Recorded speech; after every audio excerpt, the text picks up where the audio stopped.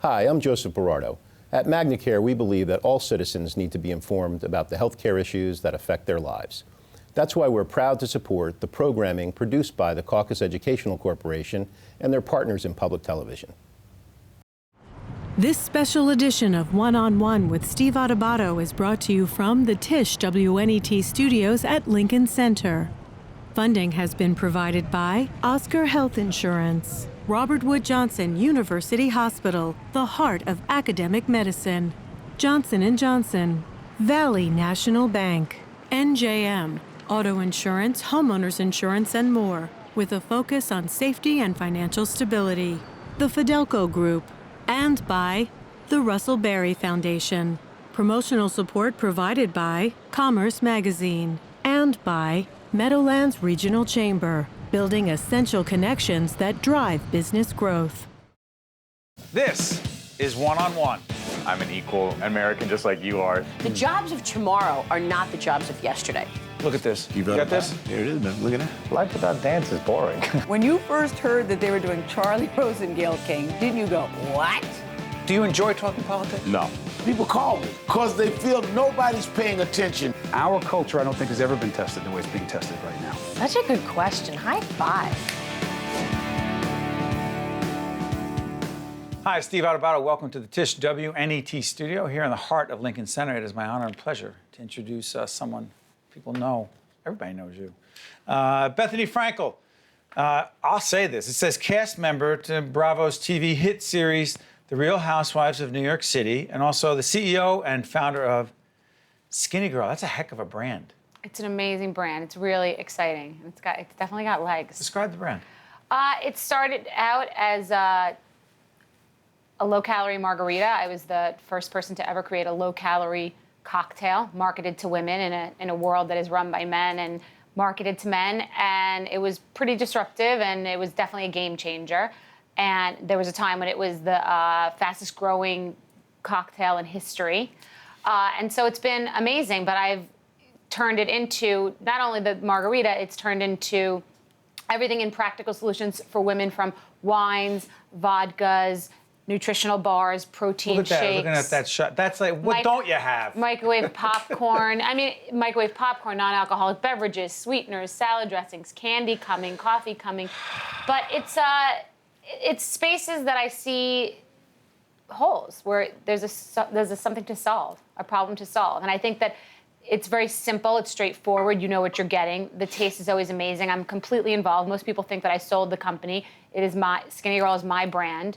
It's my baby. They're all my babies. And You're a micromanager? It's, to a degree. How far? I have so many different amazing partners. I'm partners with ConAgra in the microwave popcorn, in Arizona in the non-alcoholic beverages. And I don't tell them how to do their business. It just has to taste the way that I want it to taste, and the package has to be the way that I want it to be. And the brand has to be disruptive and engaging and irreverent and represent. That's you. It is. And it works. You are the brand. Well, I named it Skinny Girl and not Bethenny intentionally because I don't want it to be the Bethenny brand. There are many people who know about this brand that don't know who I am, which is good. The whole brand should not fall on me, rely on me, and be all about me. As it turns out, it ends up being great now because people do think of me when they think of the brand, and I am still very much tied to it. But there will be a day that people will just not even know who I am and know the brand. Do you think so? I'm curious Maybe. about this because I wrote a book a few years ago called You Are the Brand. That's why I said it that way. I was trying to plug the book. In all seriousness, what do you think the biggest mistake people make when they're trying to build a brand? Because you just said you didn't want the brand to be you, and I'm surprised at that. I think that people don't adhere to the line. I think that there's a slippery slope. And if you have something successful, big shiny objects come in and people want you to do different things. And it happens to me every day. This partner wants to come in and they want to do this. And I say, well, wait, that's not really part of the original brand proposition. But, the partner, for example, Skinny Girl Sparklers, which I love, my non-alcoholic beverage, I originally wanted a non-sparkling drink or the natural energy drink that we're coming out with. But the partner saw a space in the sparkling beverage, and they know that's where I won't micromanage them. They know where there was a space. But I said, okay, but next I want a natural energy drink. So you have to kind of be able to bob and weave. But if they had said we want to do a bacon drink, I would say no, because it has nothing to do with a better for you brand. And I mean, that's a ridiculous example, but you can't just go for the shiny objects. And seriously, 99% of celebrities just put their name on something and they're not invested and involved. You know, I believe I saw you do this. I actually know more about the Real Housewives series than I'd like to admit. Well, you're married, so if it's to a woman, then I assume that Well, that's also because I'm a scholar of media. You don't realize that. It's what I do.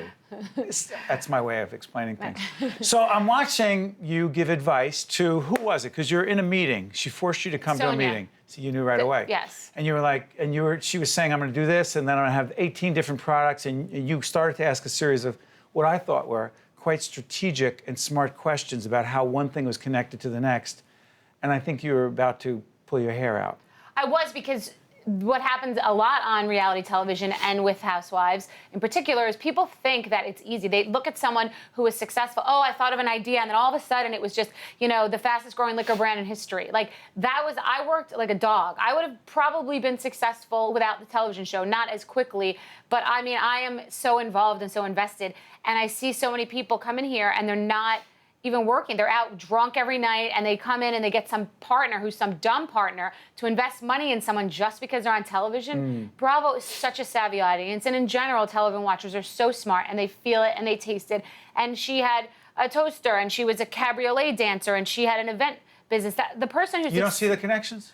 the person who is successful has an idea and is so, a dog Focused. on a bone and Yes. figures out, find your way in. If that doesn't work, find another way Where's the in. synergy? Yeah, Anyhow, there's no. I'm So sorry. I'm sorry. that's waste. No, Yeah, go. I was watching that going, But that's just an example. It's a waste of my time. And now what happens is I want to help women. I work with Dress for Success. Yeah. That's my chosen charity about, creating awareness for women who can't help themselves. And I even want to get more involved with them because we get busy and don't do enough. But I want to help business women, aspiring entrepreneurs. Women are the fastest growing group of entrepreneurs out there. So for people to come in and just think they're going to stamp their name on something and be cute and fakely utilize television to promote brands, I'm not down with that. So I don't have those conversations. because you're so savvy and because you understand business and have been so successful, I am really curious about this part of it. When I heard you were coming back, and as we do this program around the holidays of 2015, I was asking Bethany before, she's not saying, or she doesn't know, or she's just not telling us whether she's coming back. So that's your business. That's Bravo's business. That's probably, and Andy Cohen sat in this chair a while back, and there are very few people who are more savvy in the media business than Andy Cohen. So whatever the deal is, that's between you and Andy Cohen and Bravo. But that's not the issue. The fact that you came back, what I'm fascinated by is someone who is smart as you are. I'm sitting there going, did Bethany decide strategically that it was the right business decision for you to come back? Because as I'm watching, I'm going, she's in some interesting situations in which emotionally you were put out there, and then you were really out there. And I go, she's not acting, she's being herself, and I go, why? What a circuitous route. I'm saying why? No, I'm going to explain to you. So I could even explain the thought process. When Andy Cohen came to my house last summer to say, come back, and I had thought of doing something else, I got really turned off, and I wanted to kind of just not even maybe be known anymore, not be on television anymore. And when I decided to come back, first, this wasn't in any order, but I thought I want it to be on my terms. If I fade away, Excuse me, if you're talking, you had already, the talk show, you did that, got a nice run. I'm out. You And said you were relieved. I was. Good, so oh, go well, ahead. that I was totally relieved. Fine. That's a different conversation. That's done. Right. Now you're here. Andy Right. visits. Go ahead. I'm well, sorry. by the way, actually, let me just walk with where you just took me. The talk show was about orchestration and directing traffic, and you have an agenda, and you have to do this, and you have to be pulled, and I need to be free. So I really, going away from it, realized how free this vehicle was. Yes, I think it is therapeutic to kind of go through things. Do I always want to go through my personal life with a group of women and with America? Not necessarily, but it was liberating to be able to be funny. I think the show is ultimately a comedy, and I missed the connection of me and the audience. Even though it was my own talk show every day, it wasn't a real connection because I had so many things I had to do and integrations I had to plug and guests I had to announce and people I had to say up when we come back and not being able to be myself, not being able to curse. Just not being able to be free. So I missed that freedom and the connection. And it's an incredible truthful vehicle for my business. It's just, this is the reason I'm in business, is to connect with women, and through my products and my ideas. And I mean, this protein shake is exactly how I wanted it to taste and has exactly the number of calories that I wanted to be in there. And so the show is such a great vehicle to communicate that. I mean, it's what I'm really doing. We really talk about my business. It's not me just being like, hi, tonight we're here. You know, it's That's not not like you. that. No. So we just talk about how hard business is. So if I have a Yeah. conversation with Sonia, I can explain to the people at home how hard business is, and I want you to be really passionate if you get into business, and I want you to do well. I don't want you to have false hopes. You know, all of that makes sense to me. But there were times where I will tell you the dysfunction among the women, and Heather was here. What's Heather's last name, guys? Thompson. Heather Thompson, who was also a smart businesswoman, but I was like, she's arguing and fighting and stuff that I thought to myself, no, that's not healthy. It's not normal. And families argue and friends argue, but some of it I couldn't figure out what was contrived. I could not figure out to what degree producers wanted it. And It's look, not, it's escalated. What it is it's not conversations that you would have in your life with the people you work with and on the street you walk by. You don't just tell everybody what you feel. No, that's But true. if you were in a situation where you were with people that you're not always with, 7 people at a dinner table, and you knew that somebody was telling you how proper they are, and you knew that when you went out with them last night, they weren't proper at all. If you were in a pressure cooker, you would say, what do Yes. you mean? You're not proper at all. Right. You're fronting. So the reason I'm pretty, as Andy would say, good at being a housewife is that I really don't have skeletons. What you want to know No, it's anything, all I'll out tell there. you. I've never said to an interviewer in my entire life, you can't say this, you can't ask me about that, you could ask me anything. So I'm you enjoy it. okay for. I don't always enjoy it because On balance. I'm very obsessive, so I don't always enjoy it because I like people to be accountable. I can't BS on it. So it's not that enjoyable to me when things like that happen, when I go to a meeting with Sonia, because I feel the need to have to be totally honest about it. So here I am, people at home might be like, why were you so rude to her? Why? Because she invited me into a ridiculous manufactured meeting with a bunch of actors pretending that something was going on. So I'm going to tell her that. Because you're a business person. Right, but I don't walk around my life telling everybody what I think all the time. Let me do this, because I also respect boundaries. Do you mind if I ask you about how great it is to be a mom? No, that's Your daughter's how old now? She's 5. What do you, look at that smile. She's the best. All this is nonsense. It doesn't matter because it's all about getting back to my daughter, about being with her, that's the priority. So the rest of it this seems like kind of like a Greek tragedy or a comedy. It's sort of funny because I have my priorities straight. So my daughter's my number 1 priority, and nothing else can really get me down or really bother me because she's healthy and she's amazing and she loves me, and I'm so blessed. So it's the best age because they're people and your friend, and it's really sweet. I got other ages too, 13, 11, and 23. How's that? You have 4 kids? Yeah, all right, come on. Wow. I got 2 marriages. Oh, okay. So 2 and 2 or 3 and 1? What, marriages or kids? Kids, 3 from one and 1 from another? 1 from the first and 3 from the second. Oh, well, okay, perfect. Okay. Wow. We don't talk about marriages. I don't talk about my first. Oh, okay. Okay. I have limits. Start of marriage. Good. Okay. 30 seconds before I let you out. How much do you love your life right now? I like my life. I'm a little lonely sometimes, but I like my life. I mean, it's work and my daughter, so I don't really have that much of a social life in between, which I have to work on a little bit. You know nobody's buying it. But No, okay. it's true. I go out, but it's not a priority. I'm not really into dating. So I kind of am, spend a lot of time with my dog or my daughter or working. It's the truth. You've been a great guest. And I want to thank you for coming in. Thank you. And I know our studio is cold. Thank you. It's gotten warmer. Well, we did that on purpose. Thank you. Enough I thought it people was the complain question. about it. I appreciate your time. Thank and you. wish you nothing but the best. And if you do come back, we'll enjoy it. Another season on Bravo's Real Housewives of New York. And wish you all the best with Skinny Girl. Perfect. Okay? Thank you. We don't Awesome. plug on PBS. I'm sorry. You know? No, you we just don't. did. I did. Cut that out. Oh, no. But stay there. Oh, We're right okay. back right after this. To see more one-on-one with Steve Adubato programs, visit us online at steveadubato.org. If you would like to express an opinion, email us at info@caucusnj.org. Find us on Facebook at facebook.com/Steve Adubato PhD and follow us on Twitter at Steve Adubato.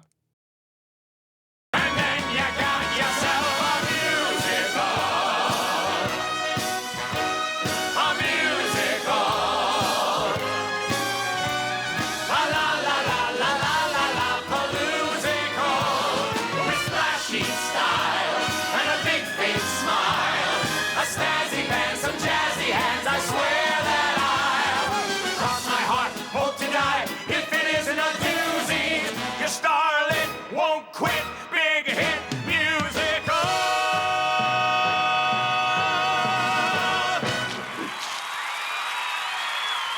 Something's Rotten. Indeed. And that was you over there, Brian Darcy James. Something Rotten playing at the St. James Theater over on 44th Street. 44th, yep. What's this play all about? Well, it's set in Elizabethan England, and it's about two writers. I play Nick Bottom and my brother Nigel Bottom. We're trying to make our way in the theater. We're not having any success because there's this guy named William Shakespeare who's stealing all the that guy. thunder. Yeah, I've heard of him. And so in a desperate attempt to kind of get one up on him, I go to a soothsayer, played by Brad Oscar, who's not very good at his job, and he sees the future, and he says, the next big thing in the theater is going to be musicals. I say, what the hell's a musical? And he describes a musical, so I go off and I create the first musical, and hilarity ensues. When did you know that acting would be your professional life? Well, I had an inkling that it was something that I really enjoyed doing in high school. I did a lot of high school theater, and it was a hobby. It was something to do. But I contend I knew I was going to do it when I started studying at theater at Northwestern University. I started studying acting. I was in a class every day. I was really understanding what the craft was. I was understanding the dedication it would take, and I was very inspired by my teacher and by my fellow classmates. So that was when I realized that this is something that I'm going to do for a living. What do you love about this play? It's joy. It's joyful. It's exuberant. It's very, very funny. It's just a great Broadway musical. I'm in a cast of extraordinary people who are all just at the top of their game, and we all really are in love with each other and love the material so much. But what is exciting for me that I've never really experienced before in a musical is that the communion between us and the audience is so so combustible because everyone is having such a great time. The laughs continue to roll. It's really fun for us because we're riding this great wave. We're surfing this wave of laughter for about 2 hours, which is a remarkable thing. And to leave like that is just a wonderful, wonderful Every night. play is obviously so different, obvious point from other plays. You played Shrek. That's right. Yeah. Tony nomination for Shrek, right? That's right. Yeah. How much different is Shrek from this? Something's Wrong. Well, the obvious differences are what was required to play Shrek, which was an hour and a half of makeup and 45 minutes getting out of it. Just the technical demands of it were overwhelming, and it was an uphill battle for me just in terms of what I had to do for my job. When I got on stage and did the show, essentially it's the same thing. It was a fun romp of a musical. But just the difference, the main difference for that show is just what it required for me to get ready for it. I put on my costume in 5 minutes. I'm ready to go in this show. So that is a real blessing. You know what I'm always fascinated by? You also work with John Lithgow. That's and right, yeah. Sweet Smell of Success. Yes. Now, you look at your resume, and your first play, I believe, was in 93-ish? Yes. Something like that. Yeah, Blood Brothers on Broadway. My first Broadway show. Yeah. You've worked a lot. Have you worked consistently? I really have, actually. I'm lucky to say that. There are obviously times when I'm not working that have a little bit of a spell where you're just kind of looking around thinking, what's next? But for the most part, I've been able to kind of keep the ball in the air. So, yeah, it's been a consistent thing for me. That's what I'm curious about. How is it that, you talk to a lot of, we've been fortunate enough here in this location with our partners at WNET, we're able to bring in some pretty talented folks in the acting community. And, people like yourself who work on a regular basis, I don't know if you're the exception or the rule, but the level of insecurity and vulnerability and the fear of not getting another gig, right, is very real. True. But you, for 22 plus years, keep working. Right. Do you see that other feeling around you? Am I going to work again? Well, yes, because I think what precedes the 22 years or 5 years or 7 years of consistent work, if you're lucky to have that, is a lot of time of people saying, nope, not you. Rejection. Rejection. So you are conditioned at least I'll speak for myself, just you get used to the idea that you are going to have to be persistent to do this. So that feeling is something that is a part of the equation. Right. And you can either let it overwhelm you and paralyze you, or you can just accept it as being part of the system and say, okay, that's what I have to do. And then once you get a job, that's something you can hang on to, and then hopefully you can kind of snowball that experience rather than the latter. Yeah, and your skin has to be pretty thick to deal with that. But you got the theater thing, but the movie thing as well. Spotlight, which is out right now. Out right now. Who's in it? Because we're about to show a clip. Who's in it? Well, Michael Keaton, Mark Ruffalo, Rachel McAdams. This man, I couldn't get any good people. Exactly. Who are these people? Yeah, it's an extraordinary Rachel McAdams cast. in it as well. Yeah. All right, so it's called Spotlight. Spotlight. Let's take a look, and then we'll keep talking. The church found out about it and did nothing. We haven't committed any long-term investigative resources to the case. No, we haven't. And that's the kind of thing your team would do. Spotlight? Guys, listen. Everybody's going to be interested in this. Obviously, the church will fight us very hard. I'm trying to get some background information. I don't want you recording this in any way, shape, or form. Nothing. We understand you've settled several cases against the church. I can't discuss that. There aren't any records of any of these settlements. Nope. When you're a poor kid from a poor family, and when a priest pays attention to you, it's a big deal. How do you say no to God? You got to be kidding me with this cast. It's By the way, extraordinary. 3 of those people we had in here. Yeah, I don't doubt it. Billy Crudup. Yeah. And by the way, one of my favorite people, Liev Schreiber. Yeah. So here's my question: is this about the Boston Globe reporters? That's right. Who were investigating the pedophilia issue with priests up in the Boston area? That's right. Talk about it. The Catholic Church, the Archdiocese of Boston, huge scandal with the ultimate result of the Boston Globe Spotlight column. Their reporting basically led to the resignation of Cardinal Law because of the rampant abuse that was going on, sexual abuse among clergy, and also, and more importantly, I think, the cover-up of that information and how the church was dealing with it. And this is an extraordinary movie about these real reporters who spent such a great deal of time pulling on this thread and realizing that the scope of this was much larger than anyone could have imagined. And it's a harrowing story, but it's a very heroic story, in my opinion, because you see these people, what they do every day. The reporters. The reporters. You Catholic? I am. I grew up Catholic. I'm a practicing Catholic, and I feel very proud to be part of this story. It's a hard, bitter pill to swallow, and it's a hard thing to reconcile that this happened in the institution of the church. But I think the more light, no pun intended, the more light that is shining upon this subject, the more that we can perhaps get closer to healing, not only as an institution, but more importantly for the people that have been abused. And But you're healing. practicing Catholic. I am. As am I. And so I'm curious about this. For those, I don't want to get overly political, because I don't see it as political. I see it as more of a very practical and very real issue for a lot of Catholics who ask the question, as the church often pushes back and says, listen, well, church authority, we'll deal with this. Right. It's not others' place to be so critical. You say? Well, I've been very heartened by some of the responses that I've been hearing and seeing in print from the Catholic Church, from bishops across the country. Not to mention the current cardinal in O'Malley in Boston, who fairly soon after the movie opened, even before the movie opened, was saying this is something we should see. We can't. That's what was said? We can't turn Really? away. And I think it's a testament to what Tom McCarthy and Josh Singer have done. Tom is the director and the co-writer. Right. Josh is the writer. Did they engage the leadership of the church around this? Well, in terms of how they depict the film, the story. Yeah, did they talk to them about it? Did they say what was in it? Everybody, yes. Oh, they did. The job that they did in terms of the investigative journalism that they performed is extraordinary. Sure. But what my point is that the fact in my opinion, they hit the bullseye in this story, so it doesn't leave any room for a conversation that leads to, you didn't get it right. Why are you doing this to the Catholic Church? The result of their storytelling is this happened. And the facts of this story are so beautifully and remarkably told that there's no other recourse but to say, okay, yes, it's a hard thing to look at. It's impossible to understand. And it's happening, and it's happened, and it's probably going to continue to happen. And we got to get this right. But what are we going to do to change it? That's right. And what are we going to do to move forward?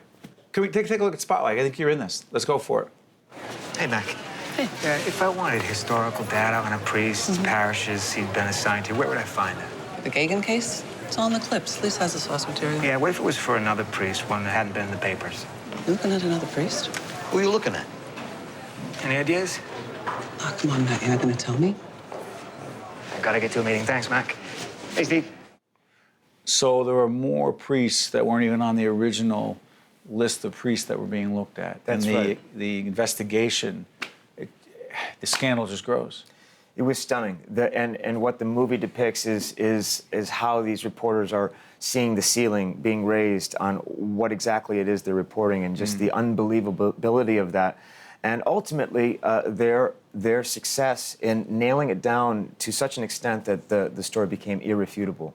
Yeah. The critical success has been there. Hopefully, folks will go out and watch it. It is an important film, not just for those of us who happen to be Catholic, but for people who are mostly, you know, I mean, let's say this: there are an incredible number of victims. We've had not just on One-on-One, but our other program, Capitol Report. We've had the victims of these horrific crimes that continue to suffer, don't they? They do indeed. And the SNAP folks. The SNAP folks. You saw in the preview Neil Huff, an actor from New York who plays Phil Salviano, one of the leading members of SNAP at the time. Yes, there are many people who have been abused and are learning to deal with that. There are a lot of people who haven't opened that door yet. This is a movie. I think it's entertaining. I think it's compelling. I think it's beautifully made and well acted. But if there's anything that can come of this where it allows a space for people that have been abused, who have suffered, to open the door and say, this happened, and gets them one step closer to healing, that will be a remarkable thing. Brian Darcy James is doing great work. By the way, Something Rotten is over at the St. James Theater on 44th Street. Thank you so much for joining us. You've added so much to the conversation. Thank you. My pleasure. Appreciate it. Wonderful. Next time, One-on-One. That was great. Cool. Thank you.